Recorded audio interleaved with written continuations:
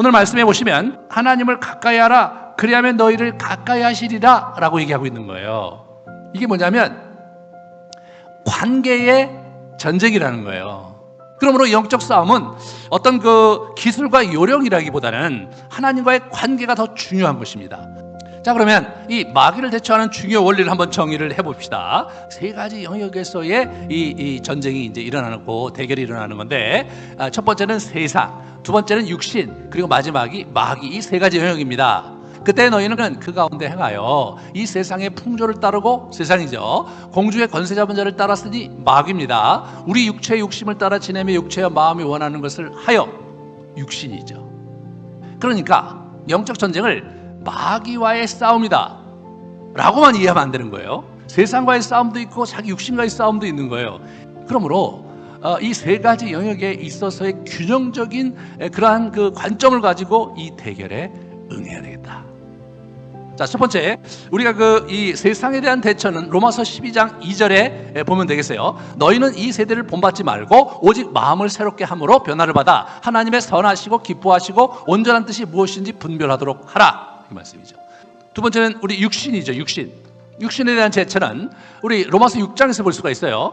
몸의 사역에 순종하지 말고, 또한 너희 지체를 불의의 무기로 죄에게 내주지 말고 너희 지체를 의의 무기로 하나님께 드려라. 자, 마귀에 대해서는 어떻게 해야 되느냐? 근신하고 끼어서 믿음을 굳건히 해서 그를 대적해야 되는 거예요. 마귀를 대적해야 되는 거죠. 그렇게 함으로써 묶인 것이 풀리는 거예요. 그런데 이 묶인 것이 풀리는 것은 세계 중에 가장 쉽고 가장 빠른 시간에 일어날 수 있다는 거죠. 말씀의 어리를 깨닫고 자기 것을 주장하기만 하면 그냥 끝나는 거예요. 자, 그럼 영적 전쟁의 양상과 특성을 한번 좀 정리해 보도록 하겠습니다. 첫 번째로, 신자는 하나님의 나라와 사탄의 나라 가운데 갈등하는 삶을 살고 있는 거예요. 영적 전쟁의 한 복판에 살고 있고 피할 수가 없는 거예요.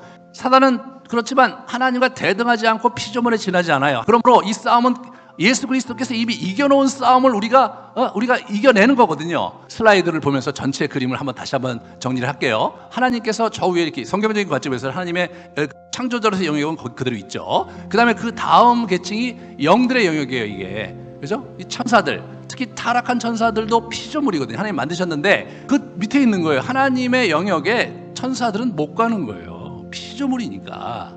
그리고 이제 밑으로 내려오면 이제 신자와 불신자가 있잖아요. 저 타락한 천사인 마귀들이 불신자를 어떻게 합니까? 불신자를 계속해서 조종하고 속여서 하나님의 진리를 보지 못하게 만드는 거예요. 어둡게 만든 거예요. 신자들은 어떻게? 신자들은 유혹하고 속임과 공격을 통해서 신자들이 하나님과의 관계가 왜곡되고 하나님 안에서 온전한 삶을 살아가지 못하도록 신자들을 공격한다는 거예요. 자, 그러면 하나님께서는 어떻게 하십니까? 하나님께서는 거룩한 천사를 통해서 우리들을 도우시는 거죠. 그리고 우리는 어떻게 돼요?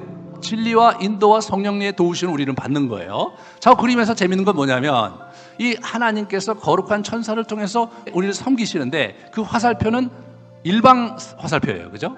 그런데 우리가 하나님의 진리 가운데 인도와 또 성령님의 능력을 덧입는 것은 쌍방향이에요.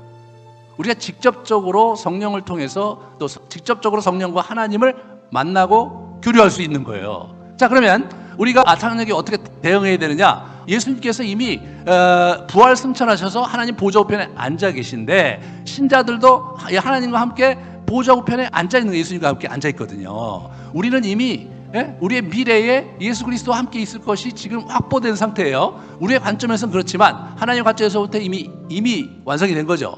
왜냐하면 영원한 존재에는 오늘과 미래가 한 정점에 있는 거니까. 그러면 우리는 어떻게 해야 되느냐? 예수님께서 우리에게 주신 사단을 제어할 권능을 사용하면서 사단을 대적하는 거거든요. 사단을 어디서 대적하느냐? 예수 그리스도의 보좌 우편에 그 권위의 자리에서 사단을 아래로 내려 찍는 거예요. 예수의 이름 명하노니 물러가라. 그러므로 이 싸움은 이긴 싸움을 싸우고 한다는 걸 여러분이 이해를 하셔야 돼요. 복음서 예수님의 예를 한번 같이 보겠습니다. 화살기도 선포하세요. 선포. 그래서 우리 사단이 야, 이 돌들로 떡덩이다가 생겨서 너 한번 먹어봐, 그렇게 얘기한단 말이죠. 하나님의 말씀으로 사람이 떡으로만 살 것이 아니요 하나님의 말씀으로 사는 것이다라고 선포하니까 사단이 물러가는 거예요. 주 예수 그리스도시여 이 죄인을 불쌍히 여기소서, 성경에 복음서에 많은 병자들과 많은 예수님께 요구를 했던 사람이 왔을 때 저렇게 기도를 했을 때 예수님은 한 사람도 거절하지 않으시고 그의 필요를 채워주실 뿐 아니라 그의 병을 고쳐주셨어요. 예수의 이름의 권세로 예수의 이름을 붙들고 주님께 구할 때 놀라운 일이 일어나는 겁니다. 여러분, 주기도문 예수님이 가르쳐 주신 거죠. 주기도문 기도 하나 우리가 제대로 하도요 놀라운 일이 일어난다는 걸 여러분이 아셔야 돼요. 그 다음에 시편 기도가 중요해요. 시편, 예수님도 시편 기도 많이 하셨고 시편 인용 많이 하셨거든요. 그 시편 기도를 통해서 영적 전쟁을 하는 거죠. 베드로가 이제 드디어 나사렛 예수 이름으로 일어나 걸어라 이런 얘기를 하면서 여러분과 제가 어떻게 대적 기도를 해야 될지 알게 된 거죠. 네 번째로 염려를 맡기고 기도와 간구로 하나님께 가는, 이 기도와 간구가 중요한 거예요. 염려를 맡기고 그래서 전투 기도를 하는 거예요.